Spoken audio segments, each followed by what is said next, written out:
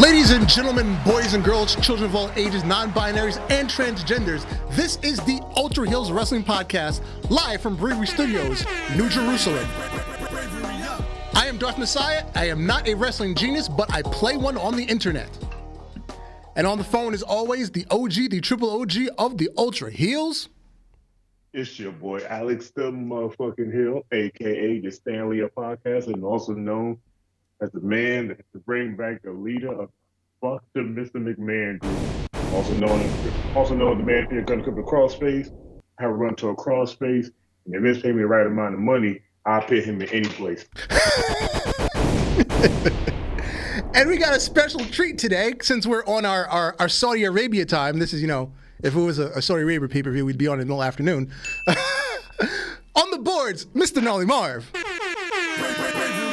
What's up? Good to be back. How you living, Gnarly Marv? Living good, man. Living with Rocco and learning how to raise a dog. It's a new experience for me. Yeah. You've made your one yearly appearance on the show. Yeah, man. It's kind of like a Goldberg contract. We got you out the way early. Yeah, man. Feels good. Happy to be here. It's always great to have you here. Thank you. We wouldn't be here without you. Amen. Word. We wouldn't be here, and there's some other people that wouldn't be here without you. Facts. Appreciate you guys. Facts. 5 years strong, right? Yeah, you said Yes. Anniversary next month, right? Anniversary next Yeah. month. Mm-hmm. Let's go. Yeah. Yep. Yeah, we're old. Yeah, facts. Bro, facts. Yeah. Let's hop into our world famous Cheeks of the Week segment. Cheeks of the week. If you're listening to this on an audio platform, do yourself a favor, hop over to YouTube, watch the first 3 minutes of the show, enjoy the cheeks, and then return to your normal consumption of our programming. Here we go. But we're starting out with a couple throwbacks. Rhea Ripley and Io Shirai, now Io Sky. Io got me hard at the skyline.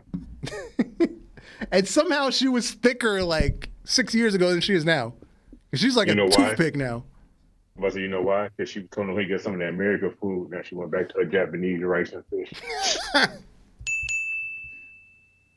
And then that makes sense. on the OnlyFans page started by her husband, so I guess she gets around whatever rules they have. Lacey Evans. I know, it's really weird. How the hell does that happen? I don't know, but the page is registered to her husband, but it's all her. So it's weird. I feel like he talked to the right lawyer, and it was like, you make it under you, and you didn't post her. Something to do anything. Yeah. And then, as of right now, Mandy Rose could be on every week, but we'll feature her this week. She got the cheeks on pokey. Boy, them cheeks be on pokey, and that tan be online. Cheeks of the week.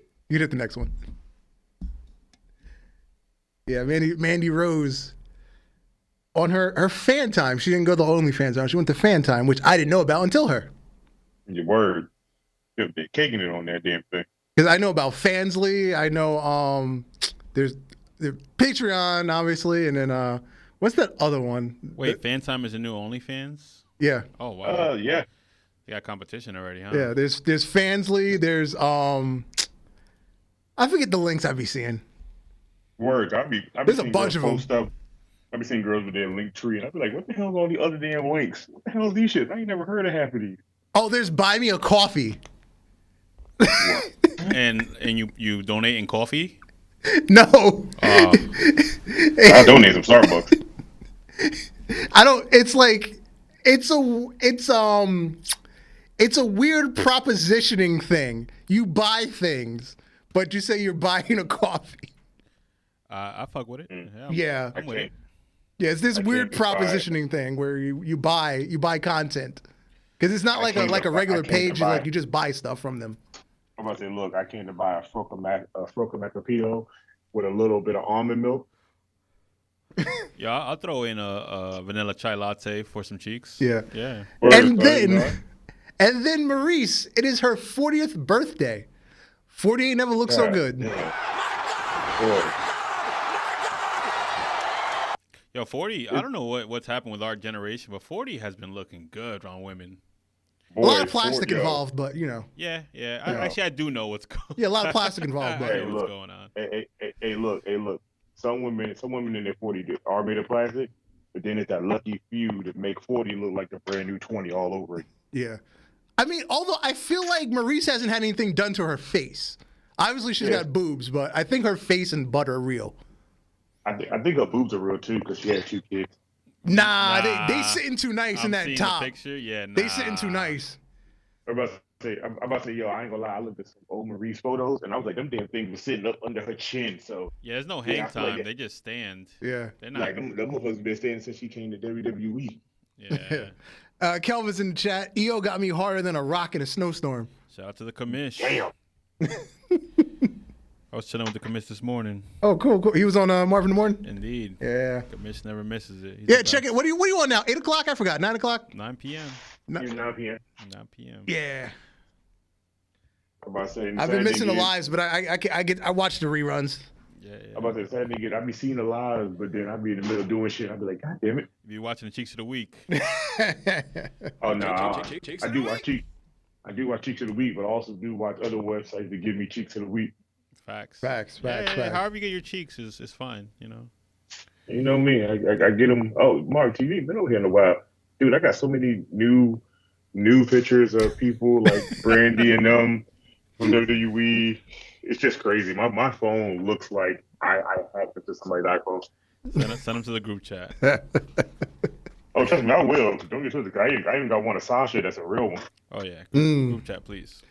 And we'll be moving over to Ultra Fantasy booking the first pay-per-view of the year for Dragon Force, Survival of the Fittest. And our opening match was for the World of Stardom Championship.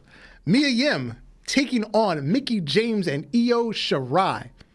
And the winner, with 47% of the votes, Mia Yim retaining. And Io Shirai with 30% and Mickie James with 23%.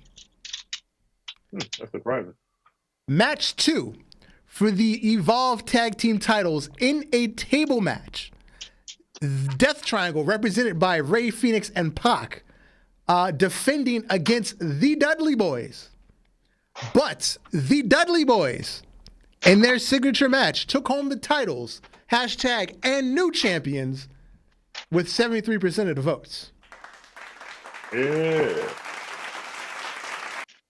Match 3 for the ECW TV Championship. Champion Kazuchika Okada retained with 61% of the votes over Sheamus. Match number 4. It was a grudge match. Tommaso Ciampa still going after Cesaro, even though Cesaro doesn't have the belt anymore. Tommaso Ciampa teaming with Randy Orton. And Cesaro brought in the help of one William Morrissey, now known as Big Bill. The worst name in wrestling. Wow. Big Bill. That's his new name, Big Bill. Wow. Sounds like one of those generic bad guys in like a beat 'em up game from like back in the day. Yeah, apparently his name on AEW now is just Big Bill. Tommaso Ciampa and Randy Orton won 69% to 31%. God damn. Next match, Deonna Purrazzo in a Falls Count Anywhere match against Gail Kim to become #1 contender. Deonna Purrazzo going back after the title with 58% of the votes, and Gail Kim 42%. Match 6, Wardlow, the IWGP Intercontinental Champion, took on the one Billy Gunn. And Wardlow retained with 78% of the votes. Wow. And our main event, our main event was I redefined the way you described the match. I called it Iron Survivor. I feel like that made the most sense to the people with the fewest amount of words. The Iron Survivor match, featuring Matt Riddle, Jon Moxley, Kevin Steen, and Keith Lee. And the new #1 contender with 55% of the votes. Let me channel my inner Justin Roberts. Jon Moxley! I can't Wow, do that it. hurt. That looked I like can't it do hurt. it. He hits that for like 10 seconds. I barely get through 2. That's what she said. I'm about to say, hey, bro, that's what happened. That's what happened. You beat it with Jorgens with a little bit of baby oil. You get that long note. And that was Dragon Force. And now, for the first time in a long time, we have a co-branded pay-per-view coming up. One Night Stand. So we're going to kick the night off with a match from Warzone. It will be a tag team battle royal for the number 1 contender.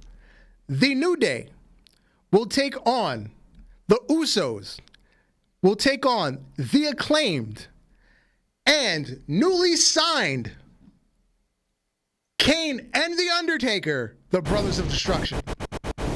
Wow.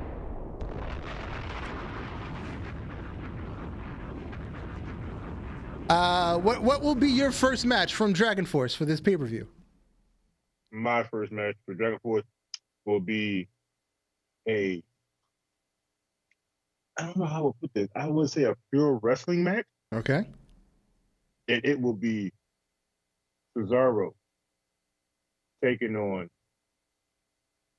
Johnny Gargano.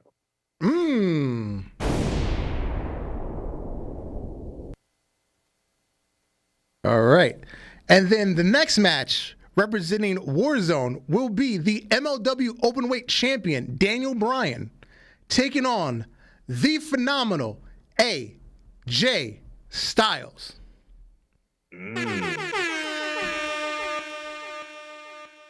And the next match from Dragon Force? It will be 2 champions facing each other. It will be my IWGP IC title and ECW television title. Okay, so Wardlow versus Okada. The funny thing is, haven't they fought before? Did you? I don't remember. No, I'm talking about like in general, like in real life. Haven't they came close to almost doing it? I don't remember anything of Wardlow pre-AEW, so I don't think so. For some reason, I feel like it feels familiar. I don't know. Sounds real good. Unless it was when Wardlow was a young boy or whatever they call him in Japan. A young lad. A Bombino? The next match from Warzone will be for the IWGP World Heavyweight Championship. It'll be champion Darby Allin taking on our biggest money draw. He doesn't work much, Pat McAfee. You're right, because I just realized you haven't said that man's name in a minute. This is his second match. But he gets big ratings. He gets big ratings. You really treated him like Mr. Man was treating him. All right, what's your third match? My match will be a mixed tag team match. So it's gonna be like a 3-on-3 mixed tag team match. Okay. It will be Miriam and the new tag team of the Dudley Boys versus Mickie James and Death Triangle. Who was that? Mickie James and Death Triangle. Okay. Death Triangle. Gonna be some meaty meat slapping against some breast meat. Yes, Kelvin said they're called Young Boys, yes. All right, and now the main event will be a women's Money in the Bank match. Winner of the contract can have a title match on either show at a time of their choosing. My 2 representatives will be none other than Paige and Serena Deeb. And from your show? Will be the 2 women that ain't in WWE no more. It will be Sasha Banks and Naomi. Okay, Sasha and Naomi. And that will be One Night Stand. That last match goes the way it's going. It'd be more than one night stand. All right. So, bad news.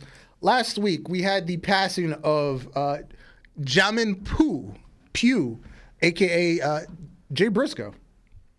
He was in a tragic car accident. I believe he was picking his daughters up from cheerleading practice or something. It was they were like on the way to or from school, whatever. And he just somebody swerved off into the wrong lane, and yeah.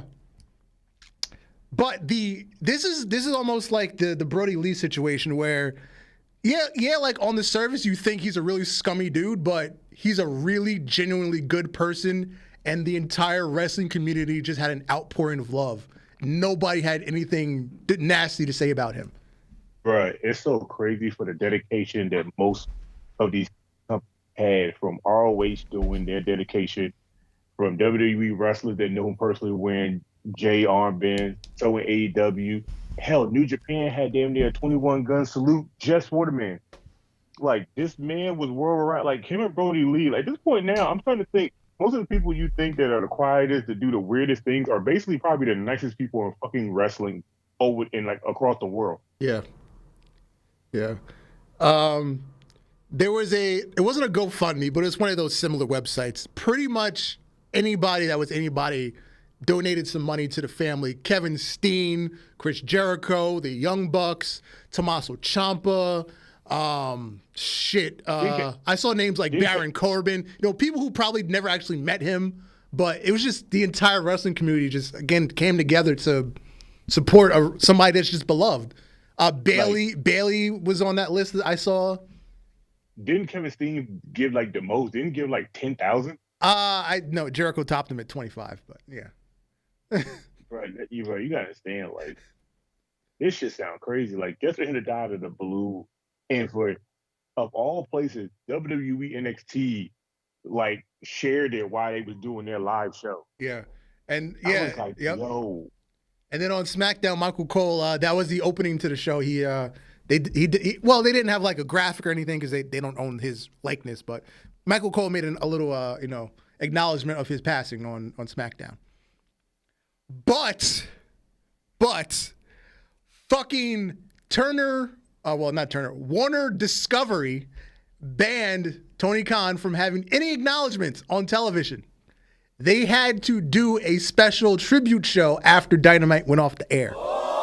Yeah, it's so fucking stupid. There is one particular executive that is still holding on to that tweet from 10 years ago, where he said something about the LGBTQ plus community. I think I had all the letters in there. I think you did. Yeah, they're still holding on to that, where they just will not allow the Briscoes to be on TV.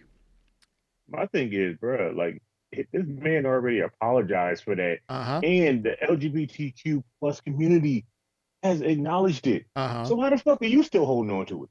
What's that one letter? What's that gay dude? Effie? He came out and said, I don't understand why Warner is still holding it back. He's an openly gay wrestler, and he said he's never felt anything but love from Jay Briscoe in their passing and over time. Bro, like, I swear, these old white men go ahead and like, fuck it. Yeah, it's just really, really weird, because all of a sudden today, AEW social media has posted tomorrow night on Dynamite, Mark Briscoe versus Jay Lethal. So either this shit is going to get shut down at the last minute, or it's actually going to happen. And it took Jay Briscoe dying for them to get on some sort of representation on Dynamite. Yeah, this is crazy. Like, I don't know what else could be done at this point. Like, you can't even induct him into no WWE Hall of Fame. He never wrestled there either. Yeah. You could induct him into the ROH Little Hall of Fame. Yeah, but, yeah, he was. Yeah, it was him, Joe Punk, Danielson, and was it Jay Lethal? Was that the last person? Yeah. Like, that shit is tragic. And then somebody online posted something that I didn't even think twice about. It was like, do you realize Brody Lee and Jay Briscoe's last final matches both were dog collar matches? Yeah. Well, their last big match, because the very next weekend, the Briscoes had a match in House of Glory, where they defended the House of Glory tag titles here in New York, ironically. Man, that fucking sucks. Now them titles will have to go up for grabs again after they went so hard to win them damn things. Yeah. Funny story that, again, about Dynamite tomorrow, they're advertising Mark Briscoe as their ROH Tag Champion. So they haven't stripped him yet.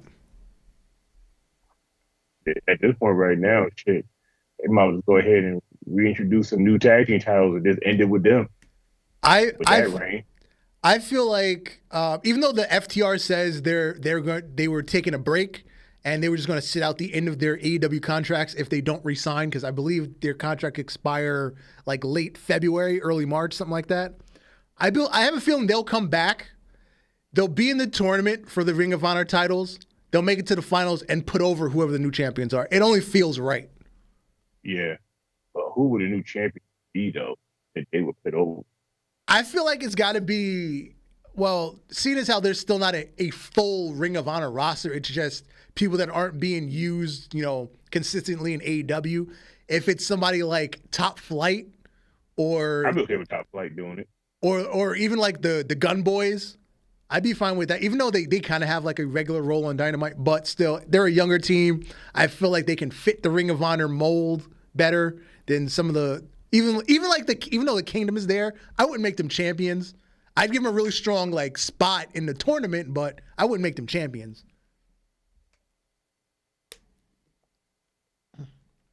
I don't know, I'm just trying to think of, like, besides Top Flight, because they down there like being something in that company, I can see Top Flight over there.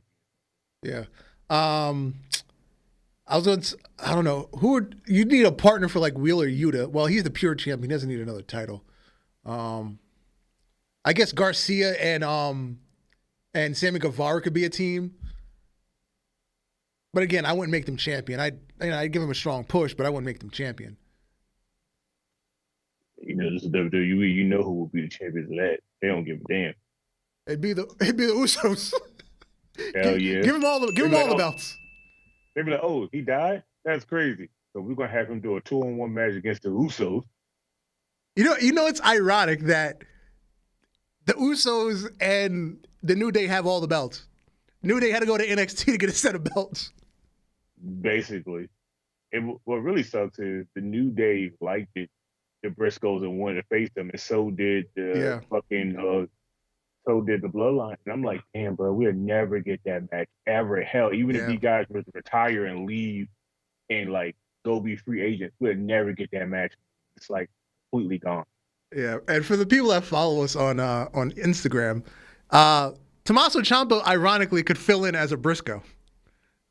To really be honest with you, he could. He literally could. Like Tommaso, 10 years ago when, Tommaso was working in, PWG and Ring of Honor, if they had said, "Oh, this is our cousin," I would have bought it. Yeah, I wouldn't have thought it twice. I'd have been like, "You're right. He is one of their cousins." I'd have been right with them niggas. He is. He's their cousin. Look, you can see it in the eye. They all got the same kind of eyes. Yeah. To wrap up this little portion, I think you mentioned it, but in New Japan at the second portion of Wrestle Kingdom, you can hit the next slide, Marv. They had a little tribute to Jay Briscoe.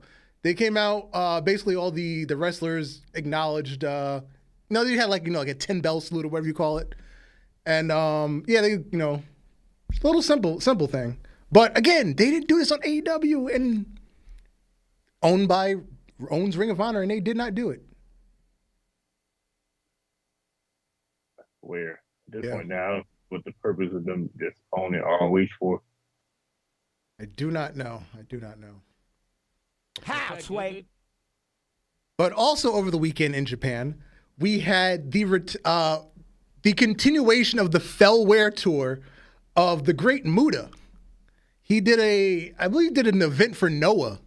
I think they even named it after him. It was Bye Bye Muta. I believe that was the name of the event, Bye Bye Muta. That sounded beyond so cheap. Yeah. It was a team of Sting, Darby Allin, and the Great Muta.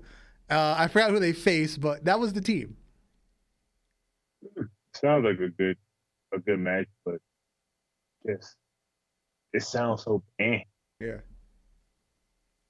Yeah, it was weird. Well, they're big on like 6-man, 8-man tags in Noah. Because I was just reading like their next card. I think every match on the card is a tag team match. There were like 3 6-man tags, an 8-man, a TIG man, then there was an 8-woman tag, and then just a standard tag team match was the main event. Wait, hold up. Is Take Long over there? Could be. That's the way it sounds like. Sound like Take Long over there. All you need is that match with Undertaker player, and you in there. Like last night on Raw 30, I was expecting him to say that, and they're like, "Oh wait, no. I mean 6-man tag."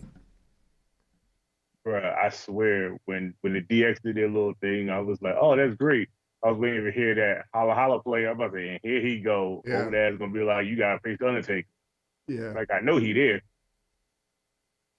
And more news coming out of Japan. Well, not really coming out of Japan, but as I've been saying, Conan, since he's been a little sick or whatever with his health issues, he's just been spitting the real about everybody. Right. So, he's a Kanye West wrestler right now. Yeah. So he said if Mercedes Moné goes to AEW, it would be a big deal for a couple weeks, and then they wouldn't know what to do with her, just like they don't know what to do with 90% of their stars that they bring in. He's not lying. Exactly. He's not lying. Look at Saraya. Where's Saraya? She's just there. Doing heel shit with Tony Storm. That is it. They ain't really good heel shit. Just heel shit. Yeah, since her first match, she's now just there. Hey man, look, she's happy to be in the ring and not on a chair. That's true. That's true. Oh yeah. Kelvin said the Great Kabuki popped up at the Great Muda event. Yep.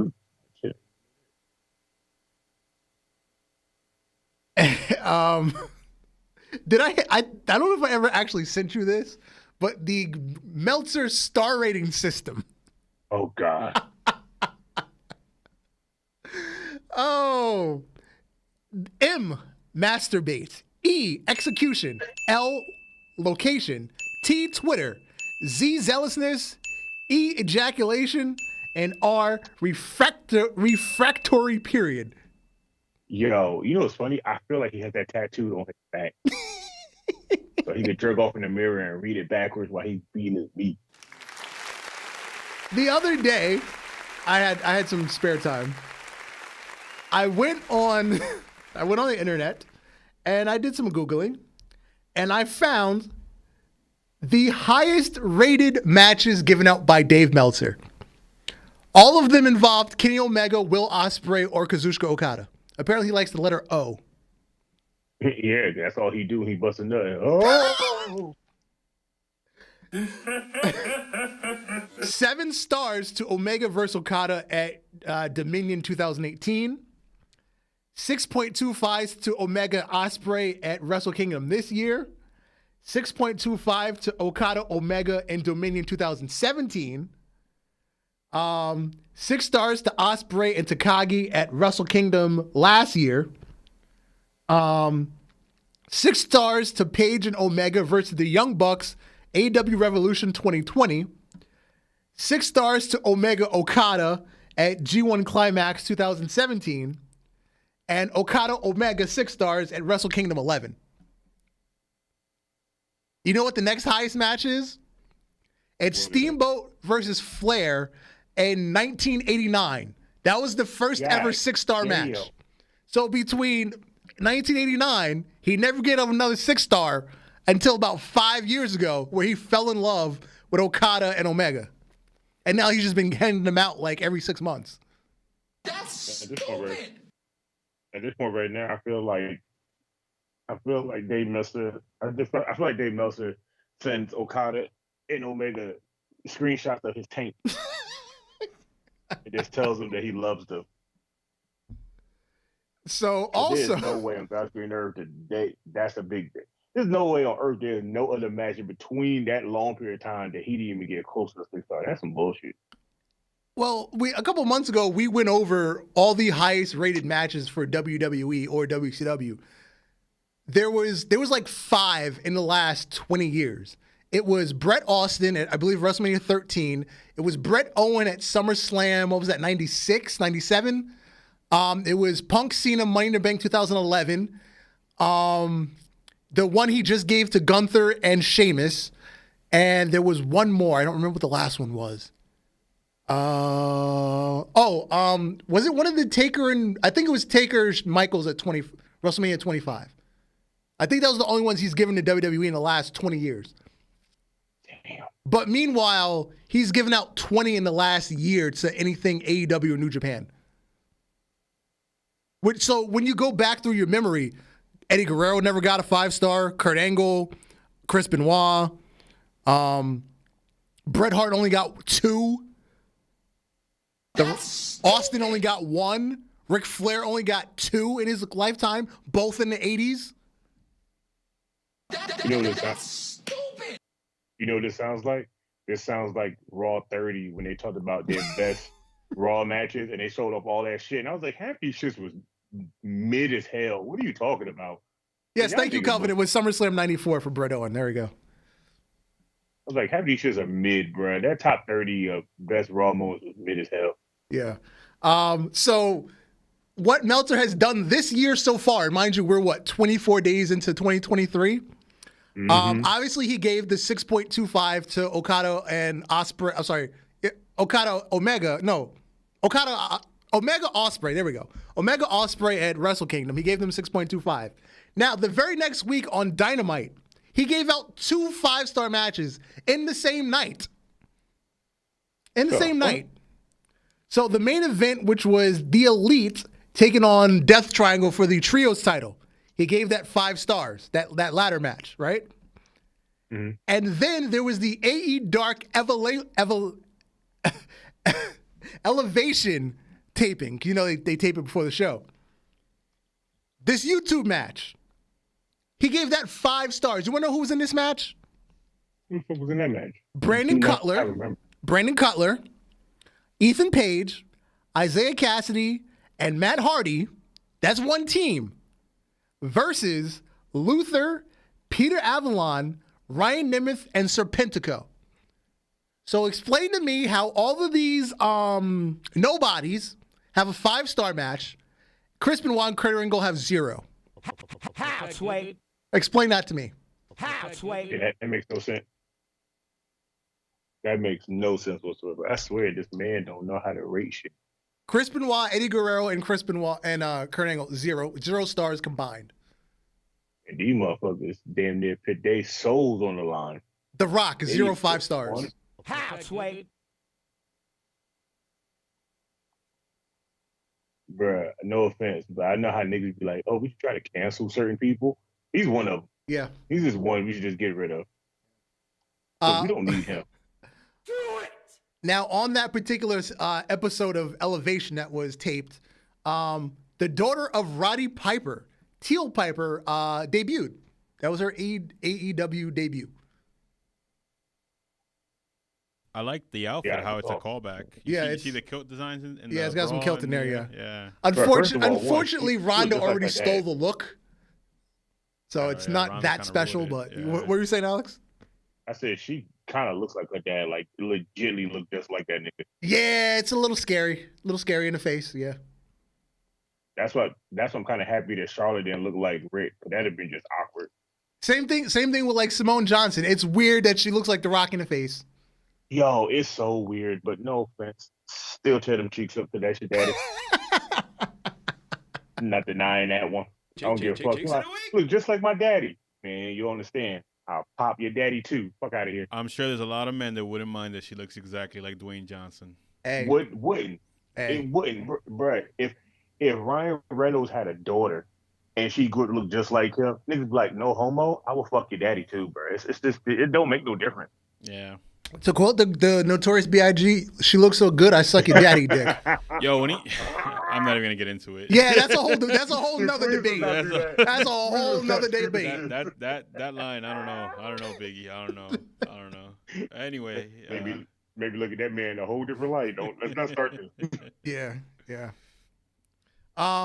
Jerry the King Lawler, he's still wrestling, if anybody cares. He had a match over the weekend at AML. I believe that's American Wrestling. No, I forgot what that one stands for. AML, Acts of War Games 2. So he's been wrestling since 1970 was his first match. Jesus. I'm gonna need him to say that, 53 years he's been wrestling. I mean, definitely dyeing his hair. Oh, yeah.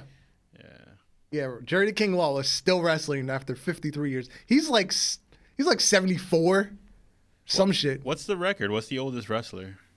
The dude that appeared on Impact last week. He's a fucking jobber. He's been a jobber his whole career, and that's all he does. Jesus. I can't remember his name. Some skinny old white dude. Well, he's always just been some skinny white dude, but now he's old. Jesus. But yeah, that guy's he's probably been out there, probably started before Lawler. He's probably wrestled in the 60s. While Lawler's trying to figure out how to tighten his boots, this man was out here already giving dudes back body drops. Yeah. You think Lawler's in need of money? You think he needs? I doubt it. I doubt it. Yo, love of the sport. I'm gonna tell you right now. Most of the wrestlers I've seen, just like up there in age, that still wrestle. It's like once you retire from a job and you're like, oh, this is gonna be a good life. I ain't gotta do nothing more. You get bored.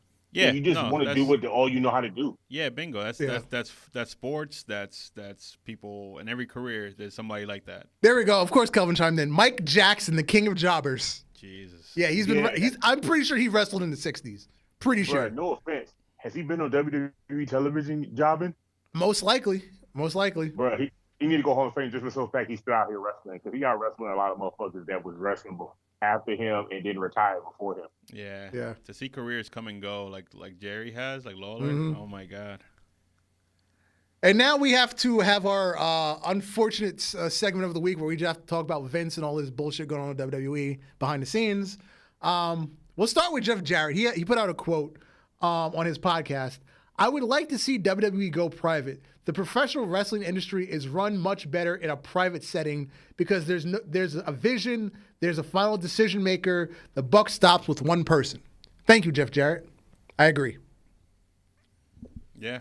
That man speaking facts.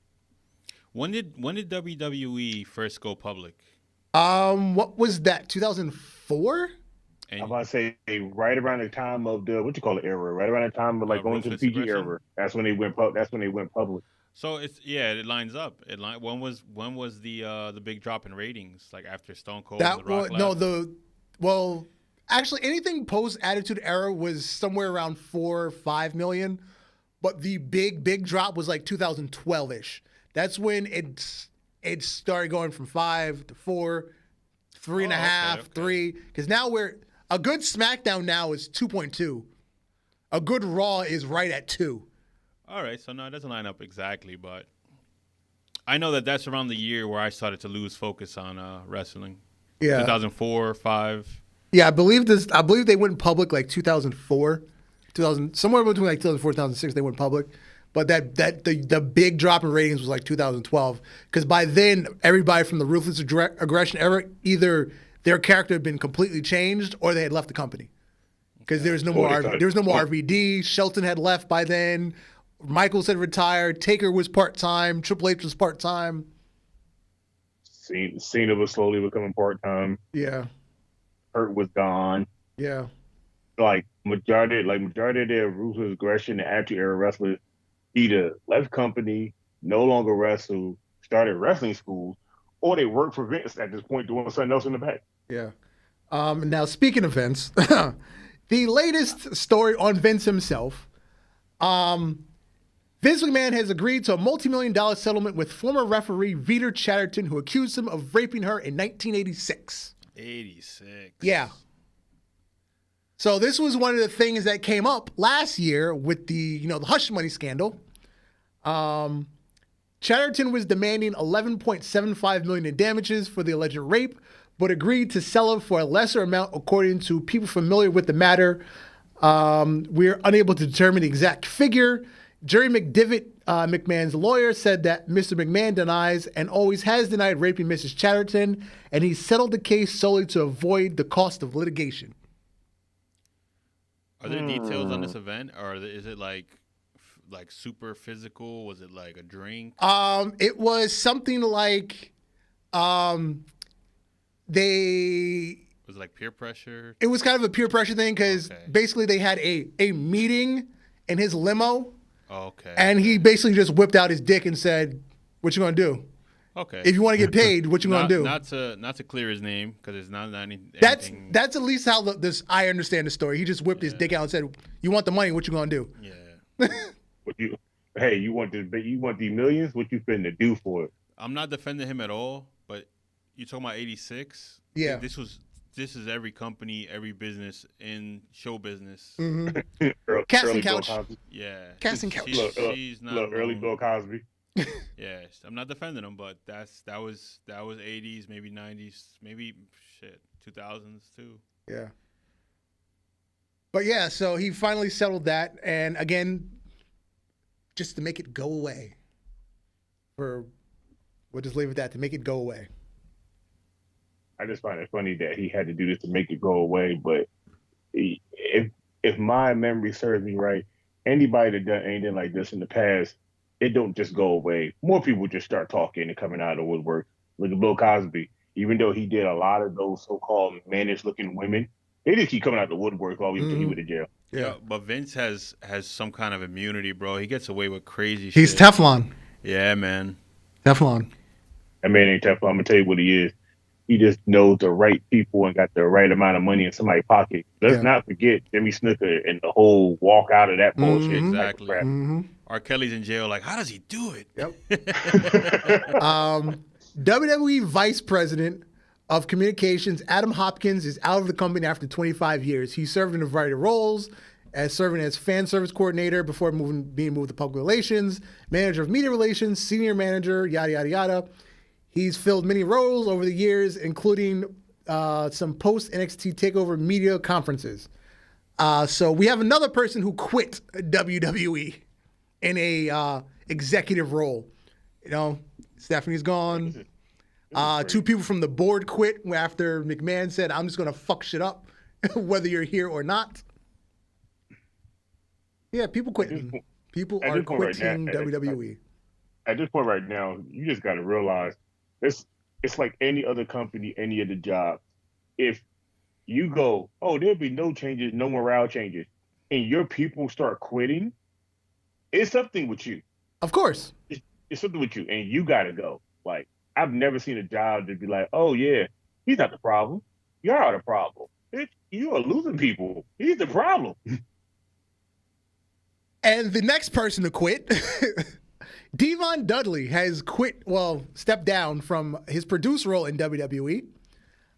He said, "I have decided to part ways and feel it is the best decision for all parties.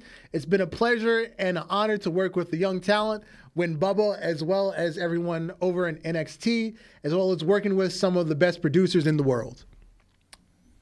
What was his job over there? He was a match producer. Okay. Yeah. He was a match producer for most of the tag team matches. Yeah.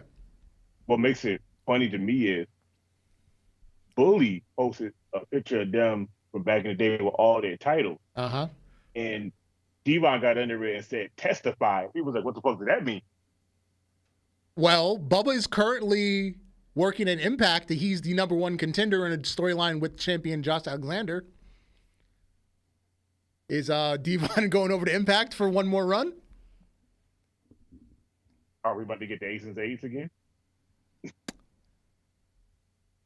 I don't know. We'll see what happens. I would take another Aces 8 run, as long as you don't bring in all the motherfuckers.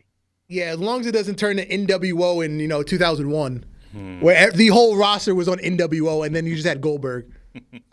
Oh no, you said it wrong, Dar. They was on NWO, then you had Goldberg, and then they was on Wolfpack, and then you had Goldberg again. Oh, and then the LWO. Yeah, that going too. LWO was hard body, bro. WWE Games has released the cover of 2K23. Bruh, I'm so pissed off. I don't want this nigga on my cover. But the perfect representation. Oh. Yeah, I was sitting here looking at it like, what is this cover? Okay, I see. Now I you don't get it. see it. Yeah, you get it. I get it. You can't see him. That's what I said. I don't want a floating hat and an armband on my cover. You could have gave me Bianca Belair and I'd have been more happy. And I feel like that's what I'm gonna do. If they had literally done this, that would probably be the best cover ever. And called it the John Cena edition. It'd have been perfect. You have to play into the "you can't see me" meme. Yeah. Bruh, did you see the new trailer where they played into it? Yeah. But then the real cover, they're doing several versions of Cena. There's the base one, which is just him with his one of his green shirts. Then in the deluxe edition, it's Thugonomics Cena, and then the Icon edition, you get a like 2012-ish, world title champion Cena. So that's the real cover verse. But yeah, I really wish they had just left it blank and called it the John Cena edition. Bro, I still see the same cover. Wow, don't see. Yo, what's the difference between these editions? Is it the season pass and stuff? The amount of shit you get at launch. Okay. Because the deluxe edition is you get the season pass, you get like a boost in the career mode and like the universe mode and shit. Like you get like extra points to jumpstart yourself, shit like that.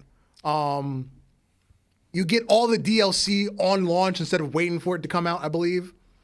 And then the Icon edition, you get 2 limited characters, I believe. You get Bad Bunny and somebody else on launch day. And then there's what was the other? Then you get like I believe you get a poster or something, a signed poster. From John Cena? Yeah. It's going to be nothing on that poster. Because I remember a couple years ago, I think it was one of the ones I saw, you get the Icon one, you get OVW, John Cena, Randy Orton, Dave Batista, and Brock Lesnar. There you go. Yeah, those are the limited characters. Yeah. And I was like, oh, that sounds so stupid. What's wrong with them? I can make them in the game. I don't need you to get them to me as extra character slots. Yeah.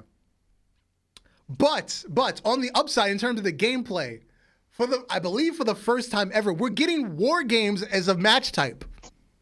That's great. All that I'm caring about. Where's my controls at? Yeah, please go back to the last set of controls. Whatever they did, it's fucking stupid.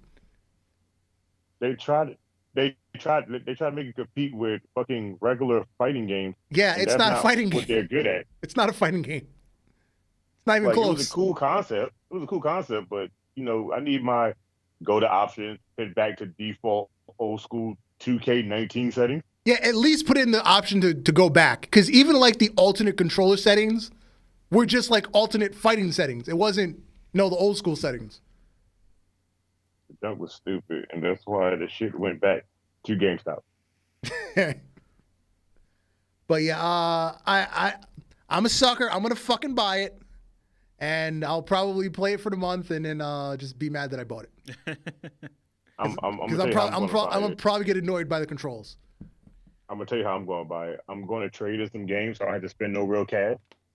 So if it's bad and I trade it back in, I can at least get some of my money back. But I'm not giving them cash. Only game this year is getting my money up front is Harry Potter. Okay. Zack Ryder, formerly known as Zack Ryder, Matt Cardona, has recently bought the trademark to Zack Ryder. Could he be making a WWE return for the Royal Rumble this weekend? At this point right now, between him and fucking Ryback, are the only 2 guys I know that basically WWE, Vince was not letting them get their names. And now that Triple H was technically him and Stephanie, they just stopped caring about them trademarks with them. Y'all can have whatever the hell y'all want. We got other big shit to worry about. But Chelsea Green is under contract to NXT. She's under contract to NXT. So I feel like Matt Cardona is not too far behind. Shit, AOP ain't too far behind either. Oh yeah, I saw that. Yup, they're talking to AOP, trying to get them to come back. Maybe they'll do it right on the main roster this time. No offense, I'll be cool with them coming back. They talk about some bringing them back with this dude as their manager again. But, oh yeah, Paul Ellering. Yep. Yeah, but no offense, we kind of saw that timeline where y'all let him go. So yeah, you can't just up that up and just be like, oh, that never happened. Like when Vince blew up in the limo and then he tried to redo it again. Yeah. Speaking of the Royal Rumble, we still have the Roads to Rumble vignettes. And Brandy Rhodes has finally returned to WWE TV. And she's actually Brandy Rhodes. She's not Eden Styles anymore. So even she had a gimmick change. I guess at this point now, they're like, look, if y'all married, you might as well go by your damn name. Nobody cares. Well, it'd be Brandy Reynolds. That'd be her real name. But, Brandy Rhodes. We can work with that too. I can work with that better. So Cody, like we said last week, he's already announced for the Royal Rumble, he's not going to be the big surprise. Will it be The Rock? Is that the big surprise? Now, we went over some people we thought would be surprised. You know who we forgot to mention last week, and it hit me like a ton of bricks as soon as I got home? Who? Edge. Oh, yeah, that is true. I was like, how the fuck did we forget Edge? Damn, you're right, because him and Beth Phoenix supposed to have something with Judgment, and they just like, into the darkness, and that was the end of that. Yeah.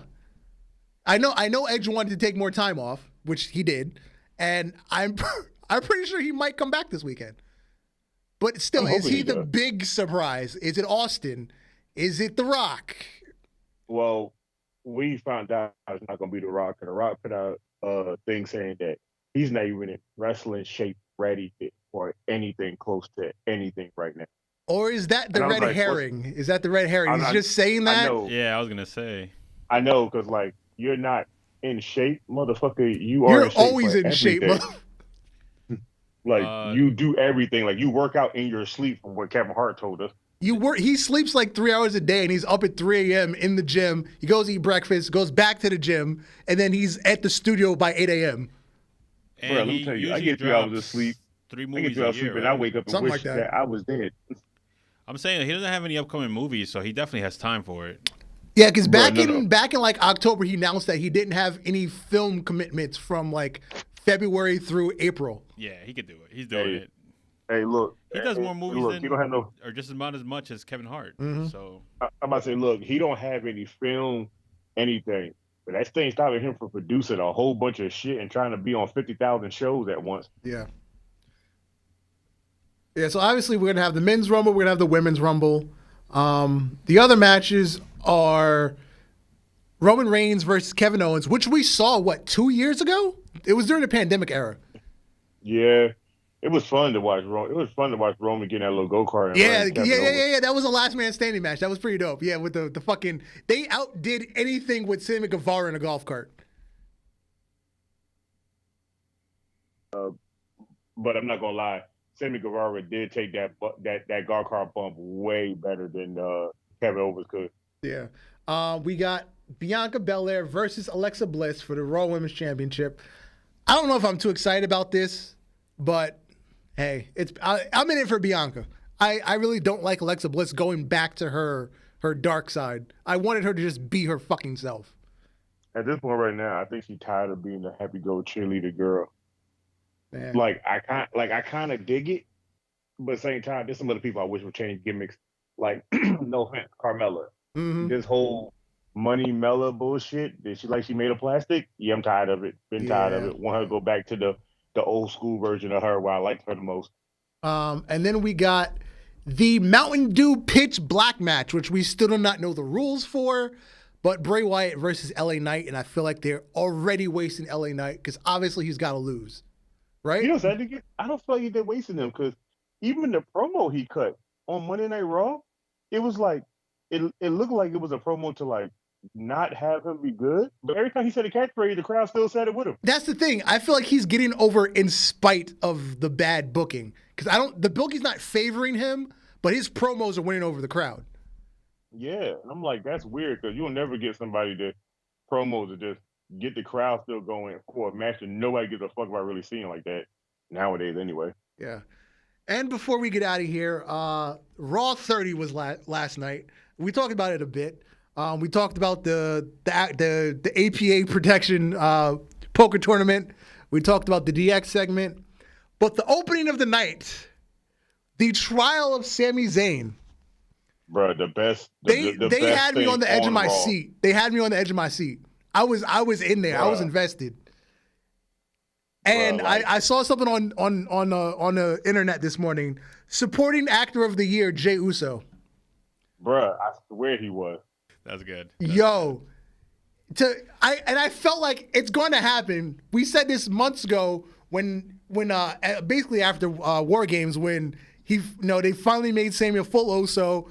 Jay hugged him. I'm like, somewhere down the road, the rest of them are going to turn on Sami, and Jay's going to be the one to save him. And sure enough, Jay Uso, wait, I got more footage. And Roman said, you know what? Jay just bought you another week.